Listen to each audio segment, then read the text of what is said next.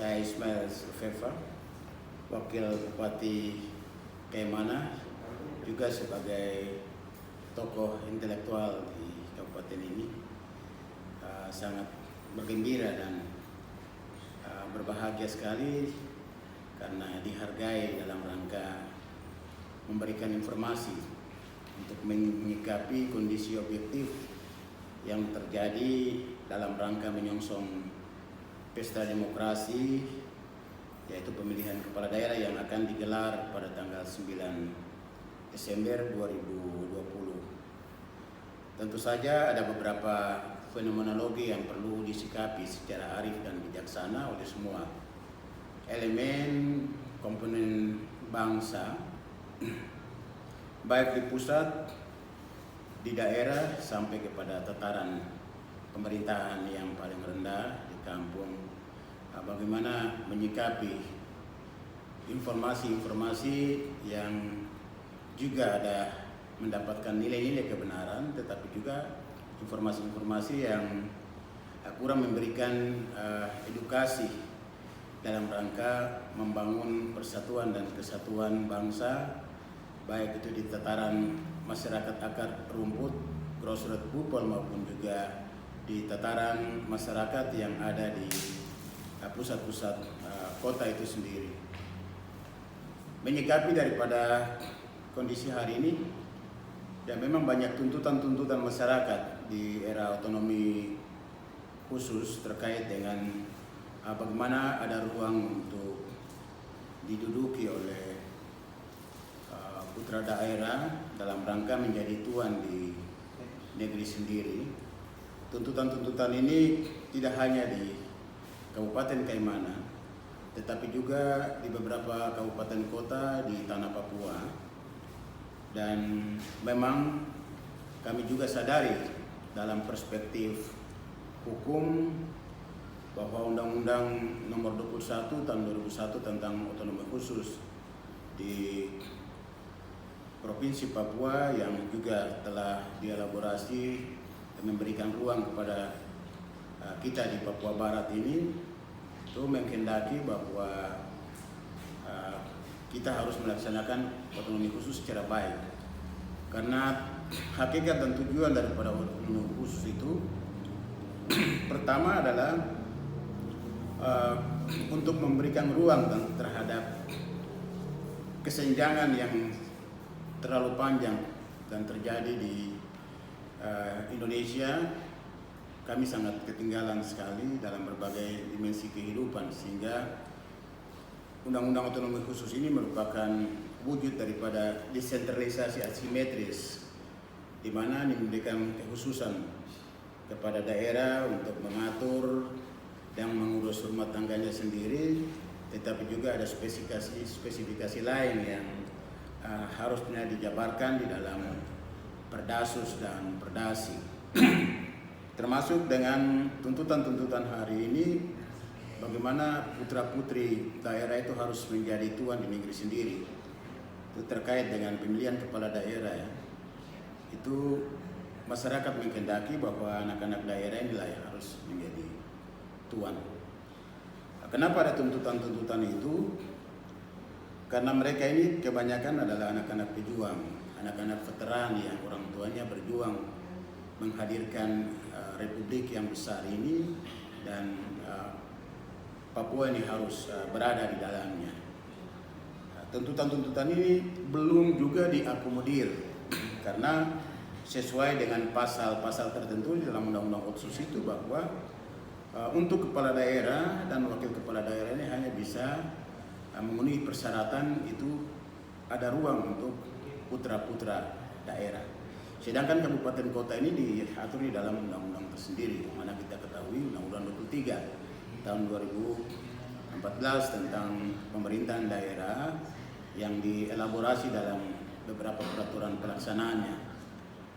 Dan tidak ada di Undang-Undang Otsus itu mengatur bahwa kepala daerah dan wakil kepala daerah ini di kabupaten atau kota ini harus putra-putri daerah. Karena ini belum diatur Dan kita melihat bahwa perkembangan masyarakat, dinamika perkembangan masyarakat ini lebih cepat jika dibandingkan dengan perkembangan hukum itu sendiri. Tuntutan masyarakat bahwa di kabupaten kota ini harus putra-putra asli lah yang menjadi kepala daerah, itu menjadi tuntutan. Sementara ini belum diakomodir di dalam undang-undang Otsus. Harapan ke depan, tuntutan-tuntutan ini yang merupakan fenomena ini adalah materi yang nanti juga bisa dihimpun, kemudian juga nanti menjadi materi dalam revisi, evaluasi dan revisi undang-undang Otsus itu ke depan, sehingga apa yang menjadi obsesi harapan daripada orang Papua untuk menjadi tuan di negeri sendiri itu dapat terakomodir. Kalau kami evaluasi dari semua kabupaten kota di tanah Papua, cuma Kabupaten Fak-Fak dan Kabupaten Kaimana ini yang mungkin ada yang saudara-saudara dari Nusantara bisa berada, tapi kalau kabupaten lain tidak, itu mereka berprinsip, ya, berprinsip. Apalagi kabupaten-kabupaten di Pegunungan Tengah itu nggak boleh. Nah, kami harapkan sebenarnya untuk membuat sehingga tidak ada fenomena yang nanti justru akan mengganggu stabilitas keamanan, ketahanan di daerah, idealnya hanya ada rasa kebahagiaan dan kebanggaan bahwa misalnya kita ada di Kaimana ini, tidak ada permasalahan bagi kita semua.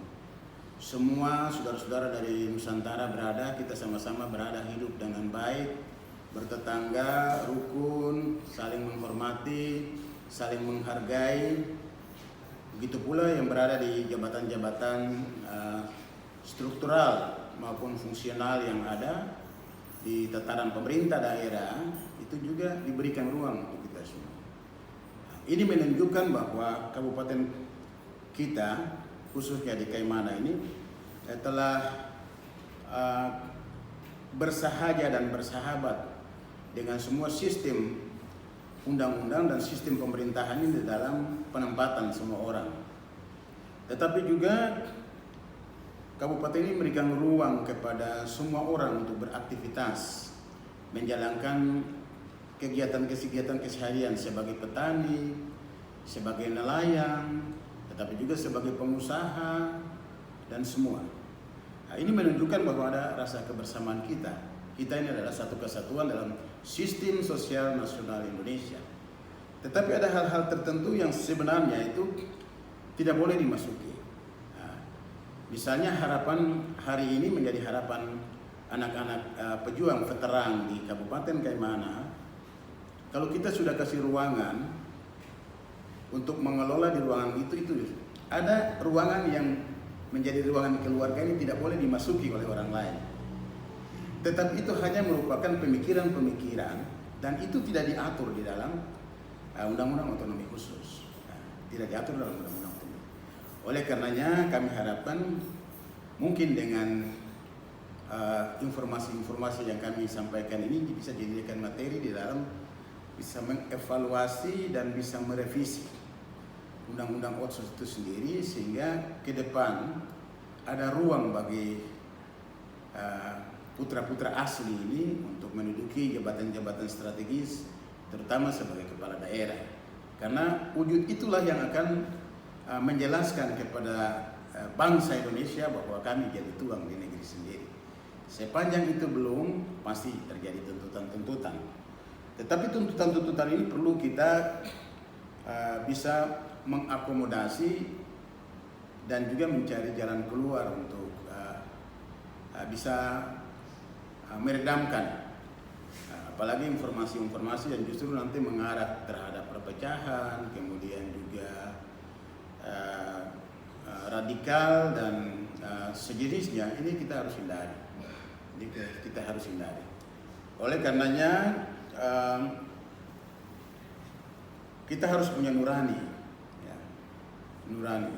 Saya juga hari ini juga sebagai wakil kepala daerah, tetapi juga sebagai putra asli dari negeri ini, tetapi juga sebagai anak pejuang, anak veteran di mana orang tua kami mendatangkan republik ini dengan jerih payah yang mengharapkan juga bahwa anak-anaknya, generasinya satu saat itu harus hidup sejahtera dan baik di wilayah negara Republik Indonesia, terutama di tanah Papua yang kita cintai ini, khususnya di Kabupaten Kaimana. Itu menjadi harapan orang tua-tua kita. Mereka sudah tiada, harapan ini kita tetap perjuangkan. Dan sampai hari ini belum ada satu regulasi yang dibuat oleh pemerintah Provinsi Papua Barat yang mengatur tentang spesifikasi bahwa pemilihan kepala daerah dan wakil kepala daerah itu juga harus diatur secara khusus dan memprioritaskan putra-putra asli Papua. Ada upaya-upaya saudara-saudara kami dari Majelis Rakyat Papua Provinsi Papua Barat di dalam keputusan-keputusan rapat itu mengharapkan keputusan-keputusan ini menjadi kebijakan internal daripada Majelis Rakyat Papua sebagai representasi kultural baik dari adat, agama, dan juga perempuan, dan sumber-sumber informasi yang disampaikan oleh Majelis Rakyat Papua MRP ini memang merupakan upaya-upaya yang nanti diharapkan informasi-informasi itu juga menjadi bekal di dalam mendesain satu legal drafting yang justru sifatnya akomodatif, partisipatif, dan demokrasi. Artinya bahwa kita semua berharap bahwa keterlibatan dan partisipasi di dalam pembuatan produk hukum daerah ini akan memberikan implikasi terhadap apa yang menjadi kerinduan anak-anak asli Papua itu sendiri, bagaimana mereka ini harus jadi tuan di negeri sendiri. Ini juga kami harapkan ada dukungan dari semua elemen masyarakat, kita semua dari Sabang sampai Merauke itu. Karena kalau kita kembali kepada latar belakang kenapa harus ada undang-undang Otsus, ini menceritakan sesuatu yang paling panjang ya, di dalam satu perjuangan yang begitu mengorbankan harta, benda, nyawa, jiwa raga untuk mempertahankan eksistensi diri, jati diri. Tetapi kita sangat bersyukur bahwa tujuan daripada otonomi khusus itu selain itu untuk bisa mempercepatkan kesenjangan dalam berbagai aspek kehidupan, baik itu pendidikan, kesehatan, ekonomi, infrastruktur, dan lain-lain. Tetapi juga adalah membantu untuk mempercepatkan proses kesejahteraan masyarakat di tanah Papua, khususnya kita di Papua Barat dan lebih khusus lagi di Kaimana. Tetapi juga hakikat dan tujuan lain adalah untuk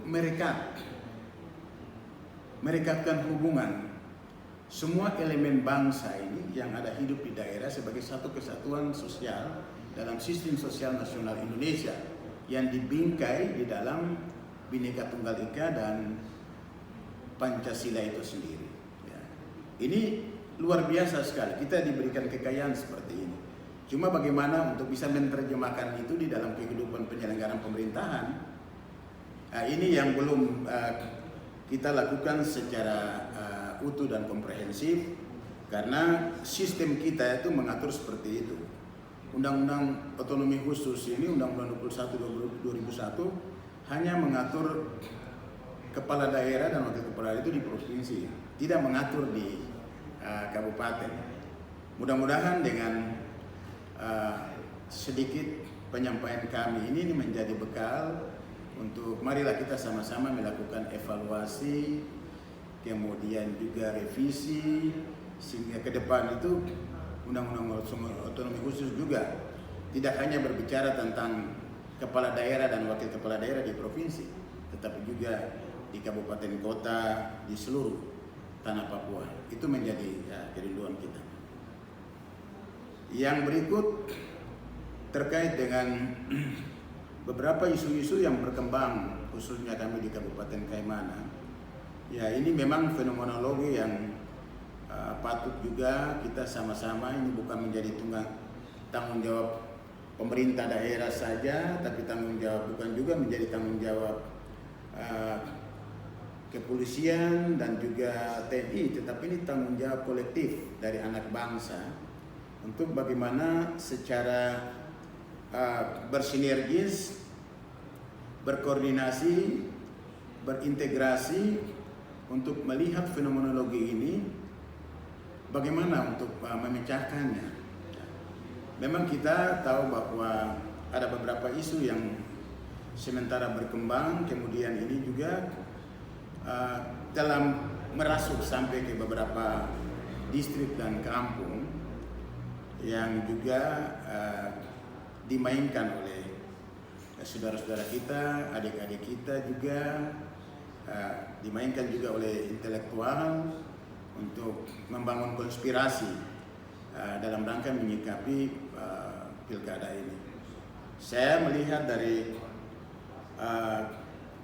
aspek keamanan bahwa Kaimana ini cukup aman dan kondusif, karena sejak dulu itu Kaimana ini sudah menerima nilai-nilai pembauran, baik itu pembauran yang terbentuk karena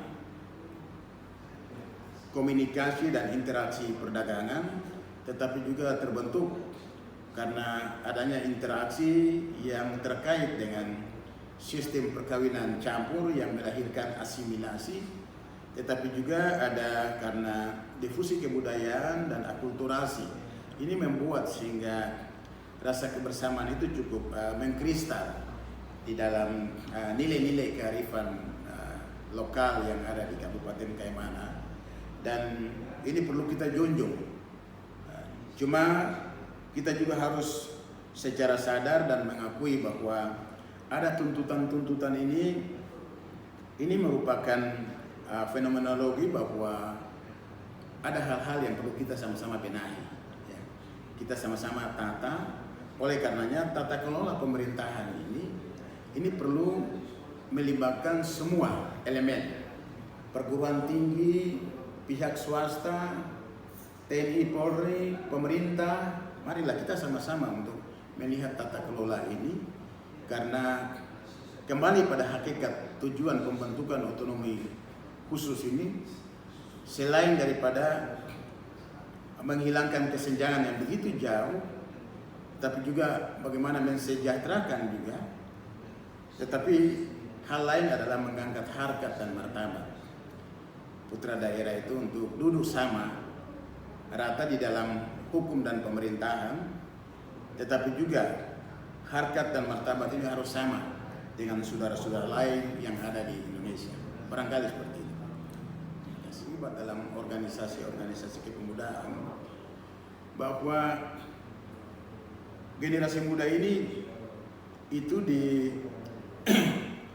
diibaratkan sebagai penerus cita-cita kemerdekaan Republik Indonesia, tetapi juga sebagai pemegang tongkat estafet kepemimpinan ke depan, tetapi juga dia sebagai sumber harapan masyarakat untuk menyampaikan informasi-informasi. Terlepas dari itu, generasi muda kita ini, baik oleh mahasiswa, mereka yang mahasiswa, tetapi mereka juga yang ada di organisasi kepemudaan, mereka sebenarnya agen-agen pembangunan. Mereka ini adalah agen-agen perubahan. Mereka ini adalah agen-agen masa depan, ya. Diharapkan bahwa sebagai pemegang tongkat estafet alih kepemimpinan ke depan, idealnya mereka harus mulai membenahi diri. Tetapi kita jangan lupa bahwa salah satu tugas generasi muda itu adalah membantu menampung aspirasi masyarakat. Kenapa demikian? Karena posisi mereka sebagai agent of change. Mereka adalah agen-agen perubahan dan agent of development. Sebagai agen perubahan, mereka mendapatkan sumber informasi itu dari masyarakat, itu mau didiskusikan. Kemudian juga diangkat di permukaan untuk menjadi bahan perdebatan untuk kita kaji secara logika, secara sistematis, rasional, untuk dijadikan bahan yang akan membantu proses penyelenggaraan pemerintahan dan pelaksanaan pembangunan. Tetapi pasti di antara semua generasi muda ada juga yang terkontaminasi dengan konspirasi yang dibangun, apalagi kalau konspirasi itu sifatnya negatif, tentunya karena dia dalam proses pendewasaan diri pasti juga akan berpengaruh, dan pengaruh itu juga akan disampaikan dan merembes kemana-mana. Oleh karenanya, sebagai antisipasi, marilah kita sama-sama untuk mengikuti dinamika perkembangan informasi lewat media sosial. Kalau ada yang sifatnya hoax dan justru tidak memberikan edukasi dan komunikasi yang intens dalam rangka membangun kebersamaan, ini perlu ada satu peredaman yang namanya peredaman informasi.